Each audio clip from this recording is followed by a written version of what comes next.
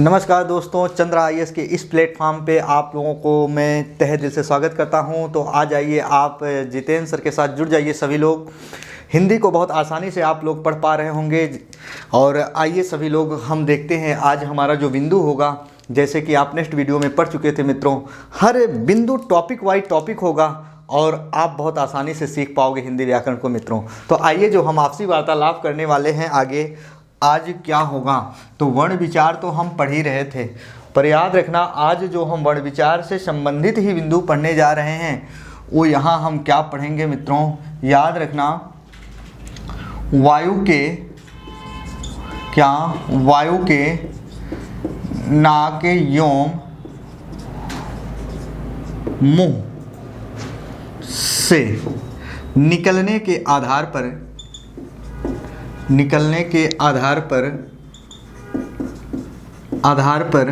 स्वरों का वर्गीकरण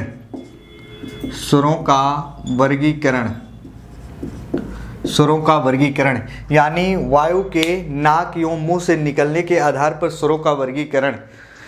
कुछ हमारे हिंदी व्याकरण में मित्रों ऐसे स्वर होते हैं जिनको पढ़ते समय जो वायु होती है नाक और मुंह दोनों के द्वारा निकलती है, वही इसकी डिफिनेशन है मित्रों। आ जाइए हम देखते हैं कौन कौन से स्वर किस में आते हैं। तो उसके आधार पर स्वरों को कितने भागों में बांटा गया है, 2 भागों में बांटा गया है। एक क्या होता है मित्रों, हमारा अनुनासिक होता है। क्या अनुनासिक होता है?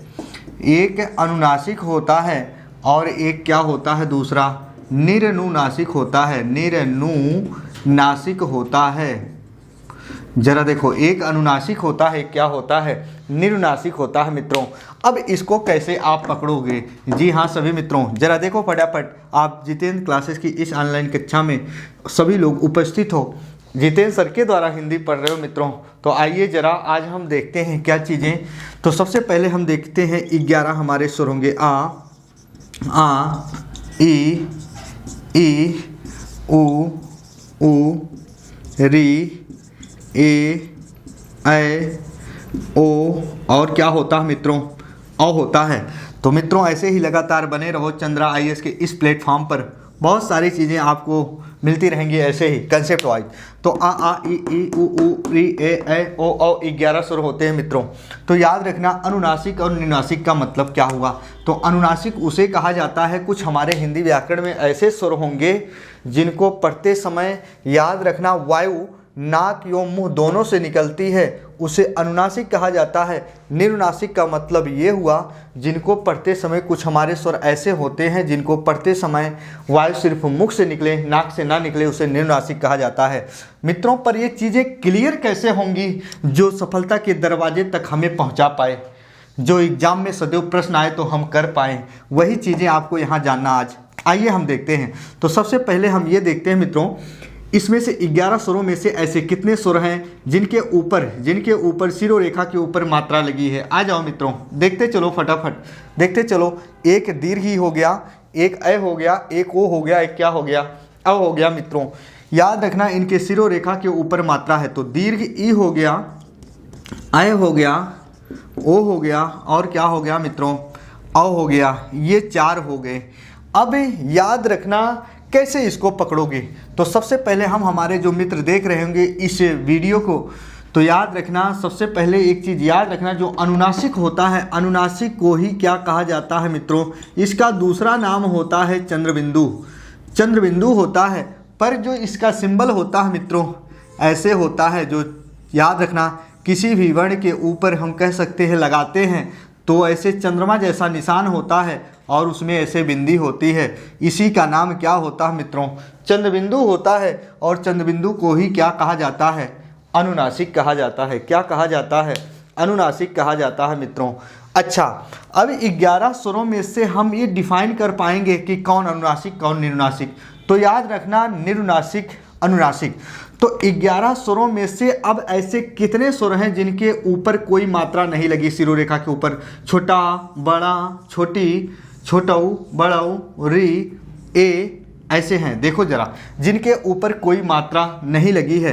तो जिनके ऊपर कोई मात्रा नहीं लगी है, याद रखना, जिनके ऊपर कोई मात्रा नहीं लगी है, जिनके ऊपर कोई मात्रा नहीं लगी है मित्रों, उन्हीं के साथ हम चंद्रबिंदु का प्रयोग कर सकते हैं, उन्हीं के साथ चंद्रबिंदु का प्रयोग कर सकते हैं। इसका मतलब ये हुआ छोटा, बड़ा, छोटी, ऐसे छोटा ऊ, ऐसे बड़ा ऊ, ऐसे री, ऐसे क्या मित्रों ए।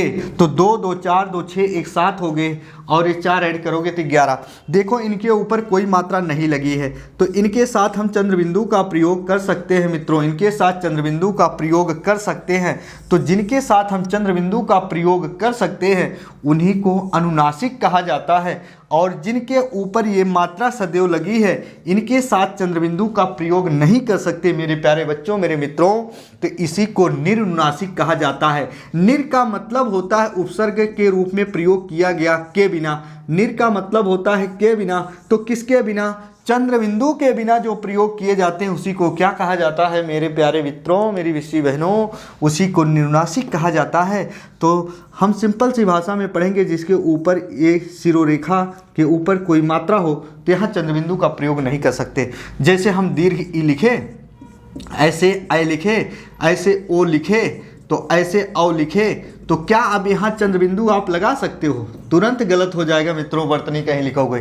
तो याद रखना, जिनके साथ नहीं लगा सकते हो उसी को क्या कहा जाता है? निरनुनासिक। इतने सभी के सभी क्या हैं? निरनुनासिक। और ये भी बता देना चाहता हूँ मित्रों, सभी हमारे मित्र जो सुन पा रहे होंगे, याद रखना, इनके साथ यदि हम प्रयोग कर सकते हैं मित्रों, तो जिनसे बना शब्द हमारा तत्सम होता है वो क्या होता है मेरे प्यारे बच्चों, मेरे दोस्तों?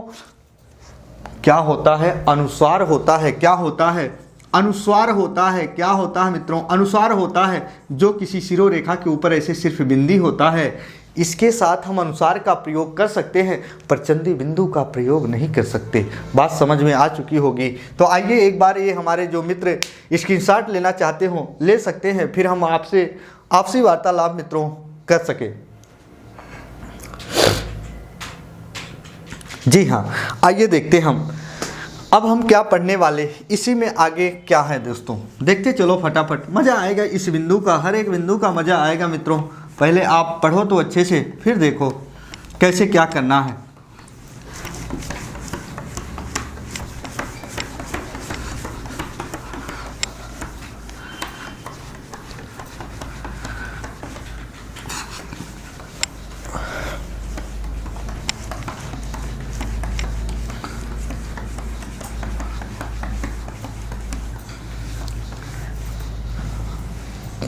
जरा देखो, आइए अब हम फिर पढ़ने वाले हैं मित्रों क्या, जाति के आधार पर। क्या मित्रों? जाति के आधार पर, जाति के आधार पर स्वरों का वर्गीकरण, यानी जाति के आधार पर जो स्वर है उनको कितने प्रकार में बांटा गया है। तो हमारा जवाब होगा क्या मित्रों? 2 होगा। एक होगा क्या? सजातीय स्वर, सजातीय स्वर, और दूसरा क्या होता है? विजातीय स्वर होता है। एक होता है सजातीय स्वर, एक क्या होता है मित्रों? विजातीय स्वर होता है। ये होते हैं 2 जाति के आधार पर। बात समझ में आ चुकी होगी। अब इसमें कौन कौन से स्वर आएंगे जरा देखो कैसे आपको पकड़ना है। 11 ही हमारे स्वर होते हैं, छोटा, बड़ा, छोटी, बड़ी, ऐसे छोटा ऊ, ठीक, बड़ा ऊ, ऐसे क्या आता है? री, ऐसे ए, ऐसे क्या आता है? ओ, ऐसे क्या आता है मित्रों? औ आता है। 11 स्वर होते हैं। तो एक चीज़ याद रखना मित्रों, सजातीय स्वर का मतलब ये होता है जब प्रत्येक स्वर की बात हम करें तो प्रत्येक स्वर अपने स्वरों के साथ साथ सिर्फ योग करे, प्रत्येक स्वर अपने स्वरों के साथ साथ योग करे, तो याद रखना उसी को क्या कहा जाता है? सजातीय स्वर कहा जाता है। लेकिन जब प्रत्येक स्वर अपने स्वरों के साथ योग ना कर अन्य स्वरों से योग करें, अन्य स्वरों से योग करें, तो मित्रों उसी को क्या कहा जाता है? विजातीय स्वर कहा जाता है। मेरे महान विद्यार्थियों, मेरे साथियों, मेरे दोस्तों, एक बार मैं पुनः अपनी वाणी को दोहरान दे रहा हूँ। यदि प्रत्येक स्वर अपने स्वरों के साथ योग करे तो सजातीय स्वर होता है, लेकिन प्रत्येक स्वर अपने स्वरों के साथ योग ना कर कर अन्य स्वरों से योग करे तो उसे क्या कहा जाता है? विजातीय स्वर कहा जाता है। आइए एग्जाम्पल के तौर पर हम समझते हैं। जैसे जरा देखो, सजातीय स्वर में हम दे रहे हैं, जैसे यदि हम कह दें आ का मेल बड़ा आ से करेगा, छोटा आ का मेल छोटा से कर दे, या ऊ का मेल ऊ से कर दे, या ऊ का मेल ऊ से कर दे, छोटी ई का मेल छोटी ई से कर दे, बड़ी ई से कर दे, तो सभी को इन्हीं को सजाती कहा जाता है।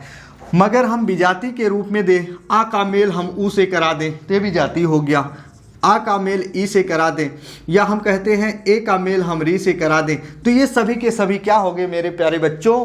ये विजातीय स्वर हो गया। बात समझ में आ चुकी होगी। ज़्यादा कुछ इसमें तर्क वितर्क करना ही नहीं है, जैसे इसका नाम है वैसे इसका काम है मेरे प्यारे बच्चों। तो आइए जरा हम देखते हैं, अब आगे वाले बिंदु पर हम प्रकाश डालने का प्रयास कर रहे हैं। तब तक के लिए जो हमारे मित्र इसको स्क्रीनशॉट लेना चाहते हैं ले सकते हैं मित्रों। तो चलिए देखते हैं हम आगे क्या होता है। आइए आज हम बात करेंगे इसके आगे वाले टॉपिक पर वर्ण विचार के मित्रों। तो जरा देखो, अब हम बात करेंगे, हमारी ये सुर थे, पर हम सुर पर हम और आपसी वार्तालाप करना चाहते हैं कुछ और बिंदु पर, तो इसके बाद हम चलेंगे नेक्स्ट वाले अपने बिंदु पर। बहुत आराम से पढ़ेंगे मित्रों, धैर्य के साथ पढ़ेंगे। तो जरा देखो, अब जो हमारे दो होते हैं, जरा देखो, अंग और आहा जो होते हैं, ये अंग और आहा इनका नाम क्या दिया जाता है हिंदी व्याकरण में? जिसे अयोगवाह कहा जाता है। क्या कहा जाता है मित्रों? अयोगवाह कहा जाता है। अयोगवाह कहा जाता है दोनों को मिलाकर। पर इसका जो सिंबल ये लगा है यहाँ छोटा आ के ऊपर बिंदी जैसा, इसे अनुस्वार कहा जाता है। क्या कहा जाता है मित्रों? अनुस्वार कहा जाता है। ये जो दोनों लगा इसे क्या कहा जाता है? विसर्ग कहा जाता है। जी हाँ, अनुस्वार का जो विलोम होता है याद रखना क्या होता है? अनुनासिक होता है। क्या होता है? अनुनासिक होता है। अनुनासिक का दूसरा नाम हम बता चुके मित्रों, क्या? चंद्रबिंदु होता है। क्या होता है? चंद्रबिंदु होता है, जो इसका सिंबल ऐसे होता है। अनुसार से बना शब्द हमेशा जो होता है मेरे प्यारे बच्चों, मेरी विश्वी बहनों, तत्सम होता है। पर याद रखना, जो अनुनासिक होता है चंद्रबिंदु से बना शब्द हमेशा क्या होता है? तद्भव होता है। क्या होता है मित्रों? तद्भव होता है। क्या होता है? तद्भव होता है। पर याद रखना, यदि पूछा जाए अनुसार का विलोम क्या होता है, तो अनुसार का विलोम क्या होता है मित्रों? अनुनासिक होता है। क्या होता है? अनुसार का जो विलोम होता है क्या होता है? अनुनासिक होता है। बात समझ में आ चुकी होगी। क्या होता है? ये होता है। अब चलते हैं हम आगे। अब चलते हैं आगे मित्रों। वो घड़ी याद करो, वो पल याद करो, वो दिन याद करो जब आप जितेंद्र सर के द्वारा पढ़ी हुई वीडियो को आप देखे होंगे, तो आप क्या करे होंगे? देखे होंगे कि वर्ण के दो अंग होते हैं। वर्ण के दो अंग होते हैं। एक क्या होता है? स्वर होता है। एक क्या होता है मित्रों? व्यंजन होता है। यदि आपसे सवाल जवाब किया जाए कि अयोगवाह जो होते हैं इसमें कितने पद होते हैं, तो 3 पद होते हैं। क्योंकि इसको जब तोड़ोगे, संधि विच्छेद करोगे तो अलग अलग ए जमा योग जमा क्या होता है? वाह। ए का मतलब होता है नहीं, क्योंकि उपसर्ग के रूप में है मित्रों। योग का मतलब होता है जुड़कर या जुड़ना। वाह का मतलब होता है मित्रों वहन होना। वहन होना का मतलब होता है साथ साथ चलना, लगना, जुड़ना। तो याद करना, जो अयोगवाह होते हैं ये किसके साथ जुड़कर वहन नहीं होते? तो वर्ण के दो अंग होते हैं, ये व्यंजन के साथ जुड़कर वहन नहीं होते, यानी स्वर के साथ जुड़कर वहन होते हैं। 100 सीधी एक बात है मित्रों, क्या कि जो हमारे अयोगवाह होते हैं, अनुसार और विसर्ग का प्रयोग किसके साथ किया जाता है? स्वर के साथ किया जाता है, व्यंजन के साथ मित्रों नहीं किया जाता। व्यंजन के साथ नहीं किया जाता। अब बात आती है मित्रों, लगे रहो, ऐसे लगे रहोगे तो मज़ा आएगा मित्रों। याद रखना, अगर हम पूछें हिंदी वर्णमाला में स्वरों की संख्या कितनी होती है, तो हिंदी वर्णमाला में जो स्वरों की संख्या होती है, स्वरों की संख्या होती है वो कितनी होती है? 11। अब जो अनुसार और विसर्ग होता है इसका प्रयोग 11 के 11 स्वरों के साथ किया जाता है। एक नहीं 1 लाख एग्जाम्पल हल होगा मित्रों, यही है इसकी कहानी, यही है इसकी कहानी। आ जाए अनुसार और विसर्ग का प्रयोग हिंदी वर्णमाला में कितने स्वरों के साथ होता है, तो आप जवाब दोगे मित्रों कितने, 11 स्वरों के साथ। जी हाँ, तो ये आप लोग स्क्रीनशॉट एक बार ले सकते हो। चलते हैं हम पुनः अपनी वाणी को आगे बढ़ा सके मित्रों। तो जरा देखो ये रहे, है ना। तो अब हम चलते हैं आगे। सबसे पहले ये देखो, यही रही इसकी कहानी। तो हम देखते हैं और कुछ इसमें देख लेते हैं। तो आइए हम मित्रों पढ़ते हैं अगले वाले बिंदु को।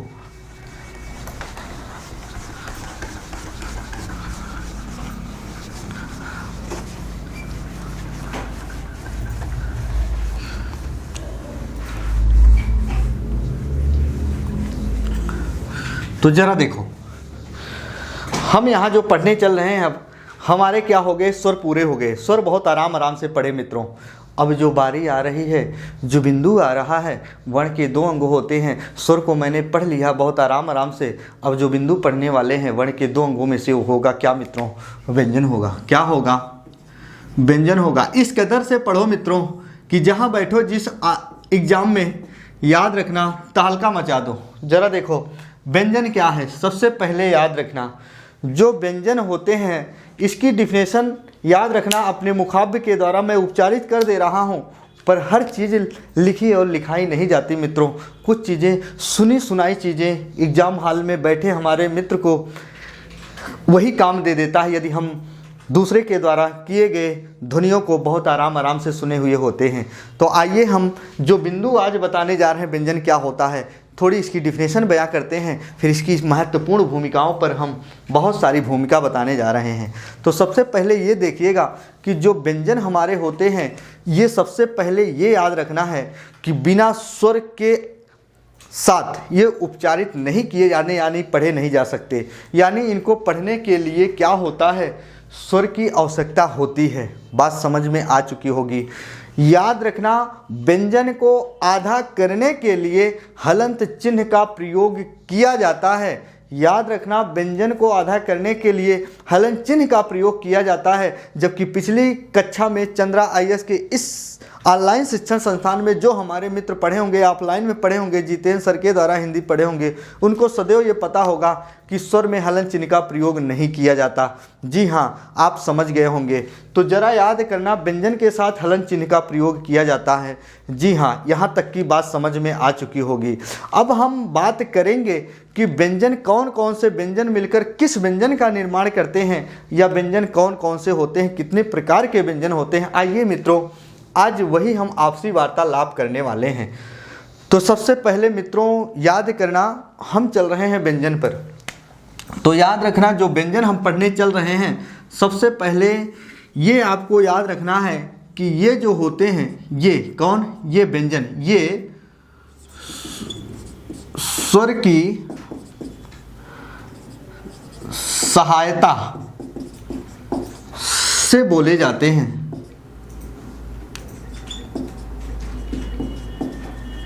मतलब ये स्वर की सहायता से बोले जाते हैं। इनके साथ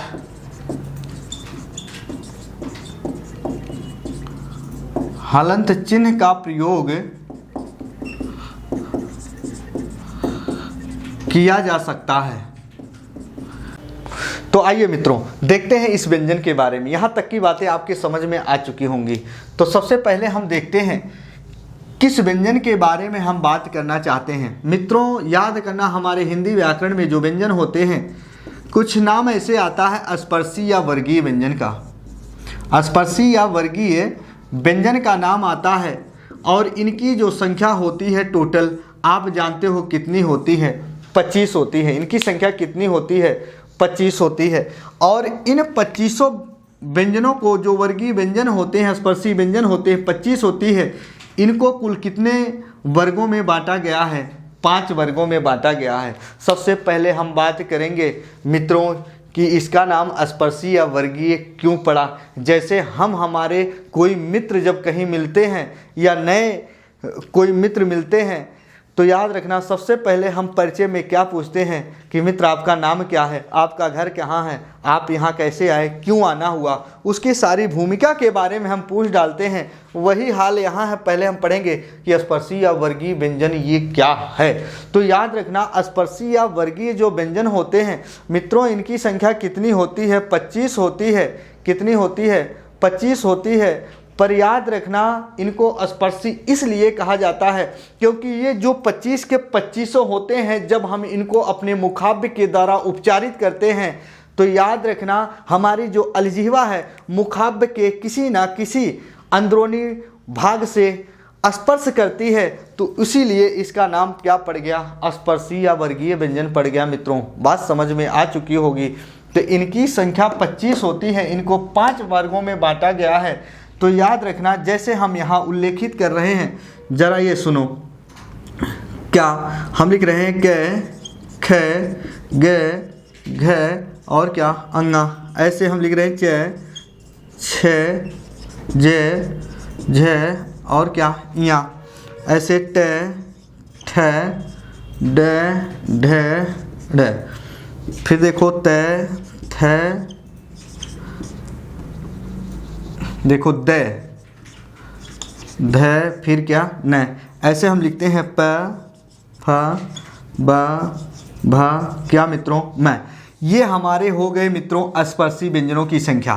जरा इसको गौर से देखना। यदि ये जो हमारे मित्र समझ जाएंगे, इस तालिका को समझ जाएंगे, तो मैं एक चीज़ बता दूं मित्रों, जो आप अरबी फारसी देशज विदेशज कुछ संकर शब्द पढ़ते हो वो नियम यहीं से निकल कर आते हैं। जो ये हमारे मित्र बहुत अच्छे से पढ़ लेंगे उनके सारे बिंदु, यहाँ तक नहीं मित्रों, आपके बिंदु, आपके व्याकरण में एक बिंदु आता है छोटा सा संधि, तो संधि भी क्लियर होगी। सबसे पहले हम देखते हैं इनको 5 वर्गों में बांटा गया है। तो जो पहला वर्ग होता है इसे क्या नाम दिया जाता है? क वर्ग। जो दूसरा नाम दिया जाता है च वर्ग। जो तीसरा नाम दिया जाता है मित्रों ऐसे ट वर्ग। तीसरा नाम दिया जाता है ऐसे त वर्ग। ऐसे चौथा नाम दिया जाता है मित्रों क्या? प वर्ग। 1 हो गया, 2 हो गया, 3 हो गया, 4 हो गया और क्या हो गया? 5 हो गया। जरा देखो हर एक वर्ग में कितने वर्ण हैं? 1, 2, 3, 4 और कितने हैं मित्रों? 5 हैं। हर एक वर्ग में 5 वर्ण हैं। तो ऐसे 5 वर्ग हैं। यहाँ टोटल इसकी संख्या कितनी हो जाती है? 25 हो जाती है मित्रों। तो याद रखना जो ये 25 होते हैं, कहाँ से अगर पूछा जाए तो कैसे प वर्ग तक, कैसे प वर्ग तक जो होते हैं इनकी संख्या कितनी होती है? टोटल 25। और इनको कितने वर्गों में बांटा जाता है? 5 वर्गों में बांटा जाता है मित्रों। कितने वर्गों में बांटा जाता है? 5 वर्गों में बांटा जाता है। यहाँ तक की बात समझ में आ चुकी होगी। पर याद रखना अब हम और व्यंजन रखने चल रहे हैं। जैसे मित्रों आते हैं य, र, ल, व। और याद रखना इसको सबको मिलाकर क्या कहा जाता है? अंतस्थ कहा जाता है। क्या कहा जाता है मित्रों? अंतस्थ व्यंजन कहा जाता है। और याद रखना से और क्या? से और क्या है? इसको क्या कहा जाता है मित्रों? ऊष्म या संघर्षी व्यंजन कहा जाता है। ऊष्म या क्या कहा जाता है मित्रों? संघर्षी व्यंजन कहा जाता है। बात समझ में आ चुकी होगी। क्या कहा जाता है? ऊष्म या संघर्षी व्यंजन कहा जाता है। अब आइए हम बारी बारी से चर्चा करते हैं। सबकी डिफिनेशन पढ़ेंगे मित्रों कि ऊष्म या संघर्षी क्यों कहा गया, इसको अंतस्थ क्यों कहा गया। पहले इसके नामकरण के बारे में तो हम पढ़ लें, एक एक करके पढ़ेंगे। तो आइए ज़रा देखते हैं। एक बार जिसको स्क्रीनशॉट लेना है ले सकते हैं हमारे मित्र, फिर हम आपसी वार्तालाप कर सकें। जी हाँ, आइए देखते हैं हम इधर। तो मित्रों जो हमारा ये क्या है, ये रे ले वे, जरा देखो ऐसे आता है ये रे ले, क्या आता है वे। तो याद रखना ये और वे को क्या कहा जाता है? अर्धस्वर कहा जाता है मित्रों। क्या कहा जाता है? अर्धस्वर। और याद रखना जो रे को क्या कहा जाता है? लुंठित, प्रकंपी या प्रकंपित कहा जाता है। क्या कहा जाता है मित्रों? प्रकंपित कहा जाता है। क्या कहा जाता है? प्रकंपित कहा जाता है। प्रलय को क्या कहा जाता है? पार्श्विक व्यंजन कहा जाता है। क्या कहा जाता है मित्रों? पार्श्विक व्यंजन कहा जाता है। ये रही इसकी कहानी। तो याद रखना मित्रों, आज तक की हमारी जो कक्षा होगी यहीं तक होगी। फिर हम जब नेक्स्ट दिन मिलेंगे तो आपसी वार्तालाप करेंगे। अभी मैंने इसमें कुछ नहीं पढ़ा मित्रों, याद रखना। अभी हम अंतस्थ क्यों कहा गया, उसमें संघर्षी व्यंजन क्यों कहा गया, सारी भूमिका कर हम नेक्स्ट दिन जब उपस्थित होंगे तब हम आपसी वार्तालाप करेंगे। आज तक की ये चंद्रा IAS की ऑनलाइन कक्षा में आप सभी लोगों का यहाँ तक स्वागत रहा मित्रों। फिर हम जब उपस्थित होंगे इसके बारे में बहुत व्यवस्थित ढंग से पढ़ेंगे और कैसे कैसे चीज़ें इसका नाम पड़ा। जी हाँ दोस्तों, तब तक के लिए धन्यवाद। जय हिंद।